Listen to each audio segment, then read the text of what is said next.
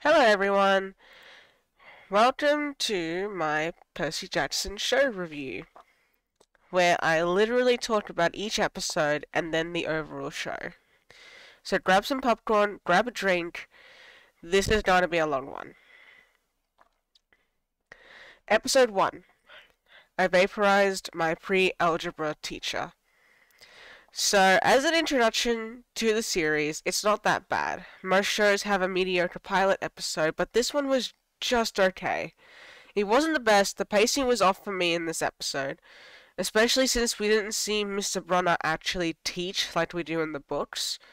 I was full on expecting to see the class dressed in Greek and Roman armor racing each other to get points for their team, but instead we get a very quick rundown on who Percy is and how he sees the world. Don't get me wrong, I liked it, but I wanted to see more of. I hated that we didn't see Percy actually express his knowledge of the myths and stories. This major change, I feel, made Percy feel dumber than his book counterpart. I feel Mr. Brunner just handing Riptide to Percy out of nowhere was weird. It felt rushed to me, like they couldn't show Mrs. Dodds telling Percy to follow her into the building, cut to Percy following her, and then have the really, really cool transition into Electo. I did like the Minotaur fight, although that felt rushed too. I couldn't really see what was happening, but that ending kind of implied that Grover left Percy where he fainted, went and told Mr. Brunner, and then as Percy was waiting up for the ending shot of the episode, is when the other campus picked him up, which is not like the books at all.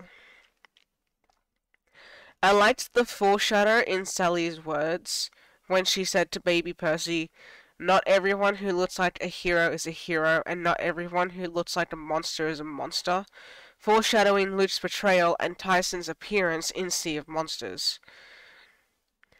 Grover wasn't that annoying in this episode, as he's in the next, but I did like how their friendship was shown with them swapping sandwich ingredients. Episode 2. I become Supreme Lord of the Bathroom.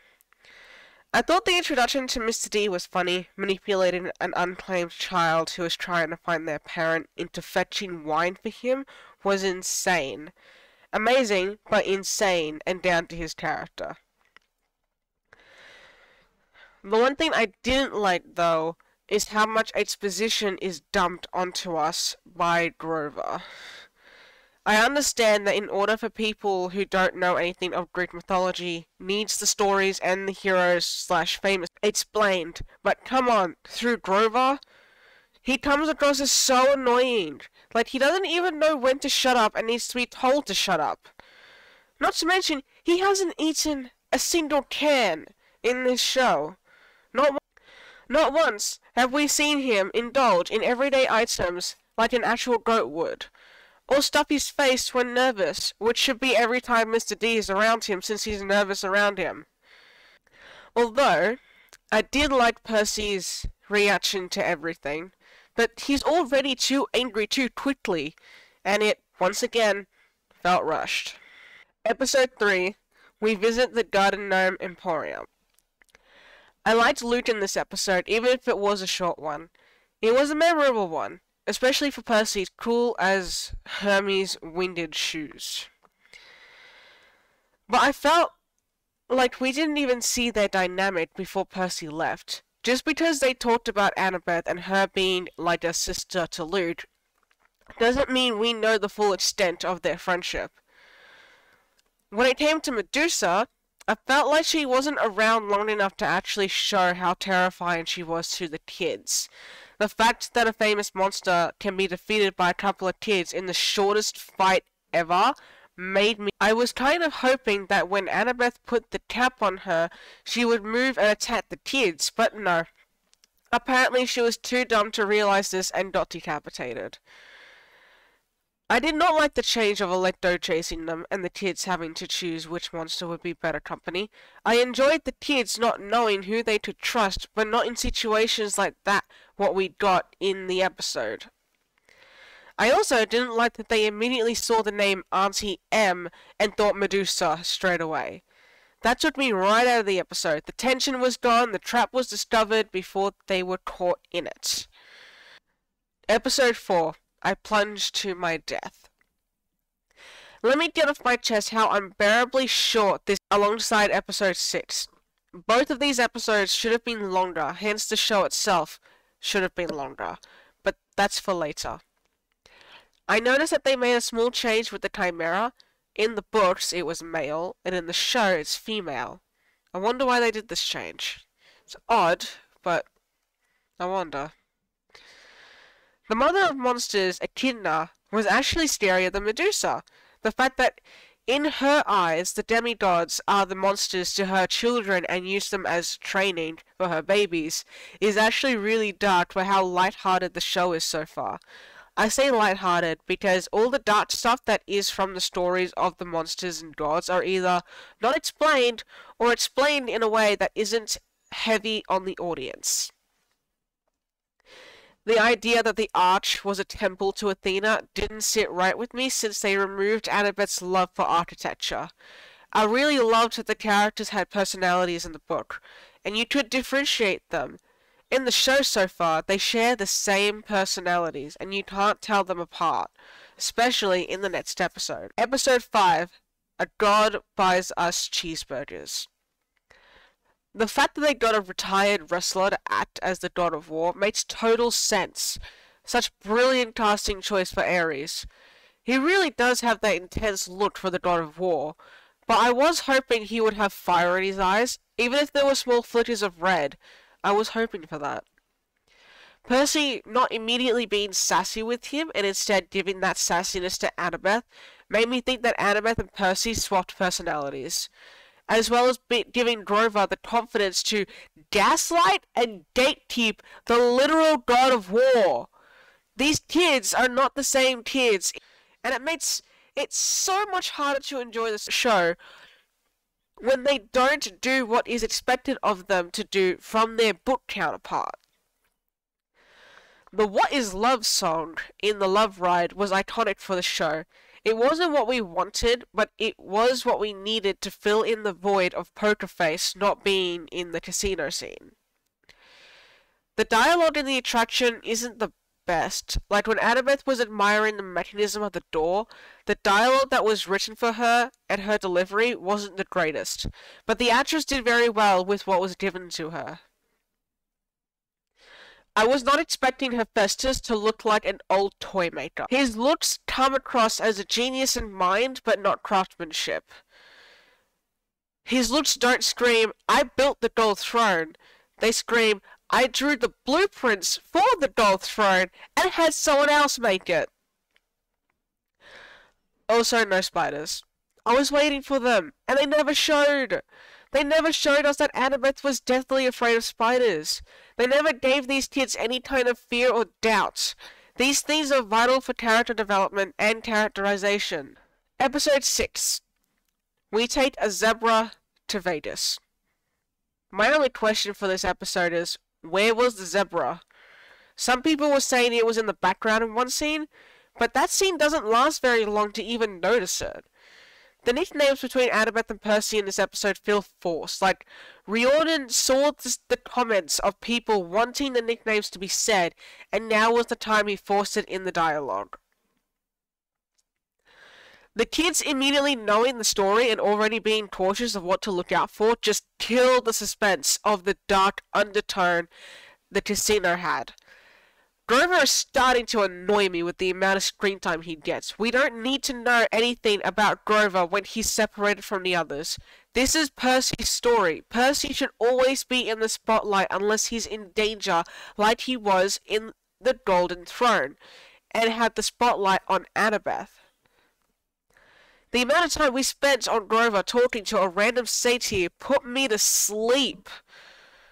Also, the fact that Grover was affected by the lotus flowers and not the others annoyed me so much.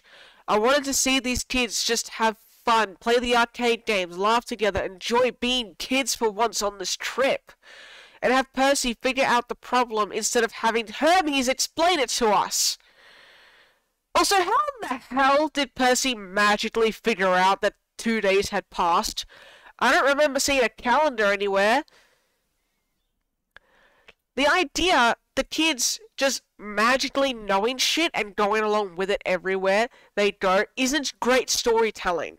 Especially when the places they go to are traps set for naive demigods. And they fall for it every time. Episode 7. We find out the truth.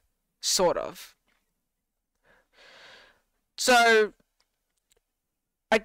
what was the point of Krusty? What was the point of any of the monster traps if the kids could just overcome them like they're nothing and start their monologue with, I know your story. I know what you did. That just destroys the tension and anything scary about these monsters if a bunch of inexperienced kids could kill them and trap them easily. Where's the struggling and getting caught first to then figure a way out? Where's the conflict in this show? Also, how on earth did Grover get away with using the shoes the first time? He should have been pulled into Tartarus immediately. I didn't like that Cerberus chases the kids into Asphodel when it was supposed to be the Furies. Electo and the other two were supposed to chase the trio since they are in their territory and the Furies have an upper hand in capturing them. Speaking of Cerberus, what happened to Annabeth playing with him? Like, genuinely playing with him like the massive puppy he is? What happened to Annabeth being sad when she had to leave him to continue the quest? Why remove that? Cerberus is not a bad dog. Hades didn't feel threatening, especially knowing that the bolt was for Kronos. He should have been furious, not panicking. And the palace feels so empty, as if his wife doesn't decorate with flowers or have a presence in the palace. As if she doesn't live there too. Made me sad there wasn't anything for Persephone in the palace. I always thought it would be decorated with flowers, even if there were dead flowers or black flowers. Something that told us Persephone lives there would have been a nice touch. And where to tell is her garden?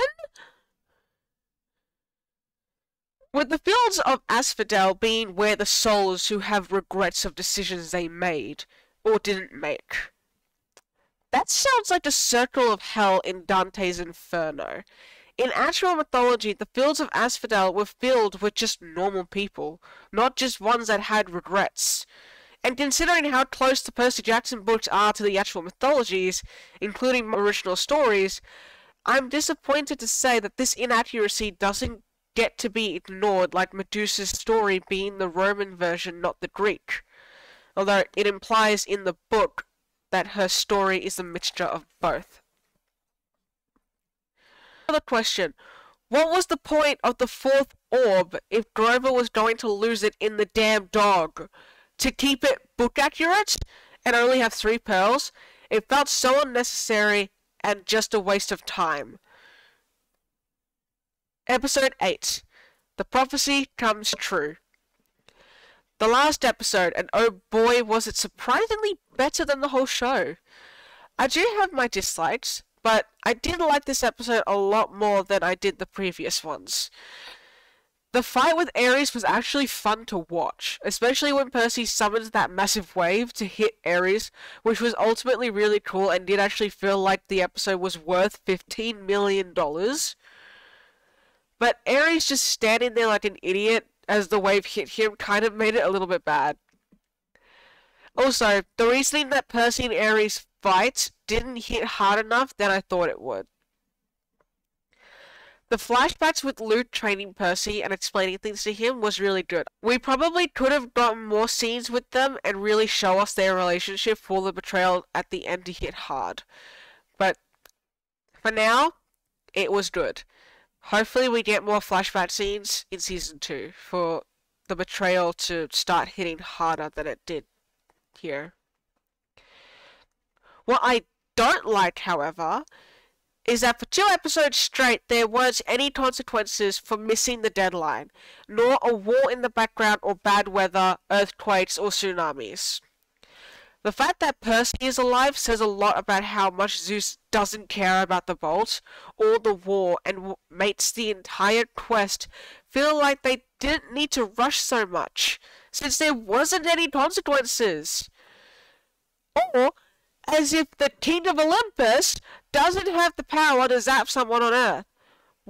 The line from Annabeth, "He'll kill you," when Percy suggests giving the bolt to Zeus, like, yeah, he should have killed Percy like a day ago, but he didn't for some stupid reason.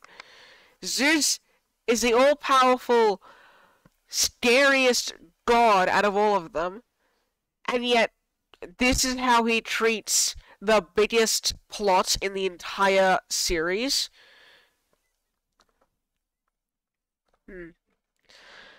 A small thank you to Lance Reddick for his last role as the strongest Greek god.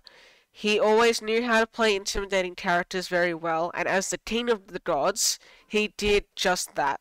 So, thank you, and may you rest in peace. The show overall.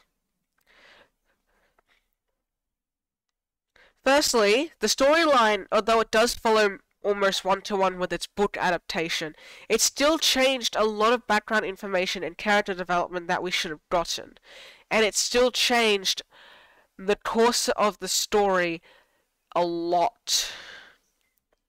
Percy is portrayed as dumb, which is not like him at all in the books. For an average kid, he knows a lot about Greek myths, but compared to other demigods in Camp Half-Blood, he's not going to know more than them. But that doesn't mean he gets to be treated dumb. He just hadn't learnt about the other stories yet. Too many exposition dumps. First it was Grover over-explaining who Chiron was to Percy, and later on it was Hermes. We didn't need Grover explaining to us or Percy who Chiron was. Let him introduce himself. We didn't need Hermes telling us all the characters that time works differently in the casino. They could have explained that literally any other way that wasn't an exposition dump. The pacing is way too fast, and when they slow it down for scenes like the love ride, it feels like a slog. I understand that they are on a time schedule, but in the books, they had time to sightsee the arch. So you can't tell me that they could have filmed this with slower and better pacing involved. The acting isn't the greatest in the show. Leah Jeffries comes across as robotic and not as energetic or charismatic, and Walter Scobell just doesn't embody Percy, in my opinion. If Season 2 is in the works, I hope their acting skills get better, especially when they have to become more intimate with each other. They'll be doing a lot more hugging and sharing kisses. So I hope they have better chemistry in Season 2 than they did in Season 1 to pull off the best romance story of an entire generation. Better than Twilight, dare I say. The sets are really well done, but the CGI is so little and so undermined. We get 2 shots out of the whole show of Riptide, Percy's sword. It's transforming. It's uncapped on screen, and then the transformation off screen, and all we see is the tip of the sword. Does that scream 15 million to you? What is Disney doing with this much money that they can't have a cool transformation happen every episode? Magical Girl animes are laughing at Disney right now. Not to mention the disappointment that are the thrones of these gods that have lived for millennia, and all they have to show us are puny thrones that makes the Game of Thrones throne look more menacing than it already does. At least the film did us a service of showing these gods as actual gods, with their size being that of giants and their throne room looking very welcoming and homely. Since, Olympus is their home, it might as well look decorated and homely rather than emptiness. I have to get this off my chest. I recently watched Narnia, The Lion, the Witch, and the Wardrobe. Since the last time I saw it, I was like 10. But by God, how does a film from 2005 have better CGI on centaurs than a 2024 TV show with the same budget as a film? Every time I saw Chiron, I cried knowing he doesn't look natural with his arms pinned to his sides and casually walking. When the centaurs in Narnia from, once again, 2005, also made by Disney, were walking, running, jumping, bowing on one knee, standing on hind legs, and swinging around weapons.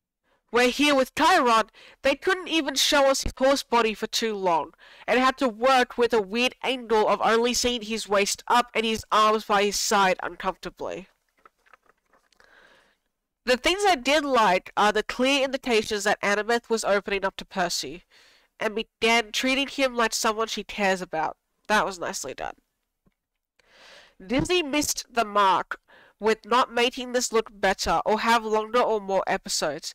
This show could have easily been a 22-episode season, with a more fleshed out story and better characterization.